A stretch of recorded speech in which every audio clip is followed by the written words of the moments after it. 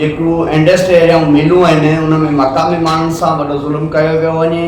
कंहिं बि मक़ामी माण्हू खे रोज़गार कोन ॾिनो पियो वञे। जेका लॻियल आहिनि उन्हनि खे जेको हितां बेरोज़गार कयो पियो वञे। बंगाली, बिहारी, पठान अॻवाननि खे घुराए उन्हनि खे हिते भर्ती कयो पियो वञे। को बि उन्हनि खां पुछण वारो कोन्हे। असां चऊं था त जेकॾहिं हिन मिल इंतिज़ामिया हिन दाबेजी एरिया जी मिल इंतिज़ामिया पंहिंजो रवैयो दुरुस्त न कयो त असां ॿी सूरत में सिंध तरक़ी पसंद पार्टी पारां समूरनि मिलनि जे एहतिजाज जो सॾु ॾींदासीं ऐं इहो उन्हनि खे ॿुधाए छॾियूं त जेकी दाबेजी अंदरि आहिनि, झूलेलाल राइस मिल आहे, अवामी राइस मिल आहे, अनवर टेक्सटाइल मिल आहे, जूट मिल आहे, अमरी स्टील मिल आहे, हिंगरो फीड आहे ऐं ॿियूं बि जेकियूं हिते काफ़ी मिलियूं आहिनि। कंहिं बि फैक्ट्री जे अंदरि हिते जे मक़ामी माण्हुनि खे रोज़गार, हिते जा माण्हू बुख ऐं बदहाली जो शिकार आहिनि।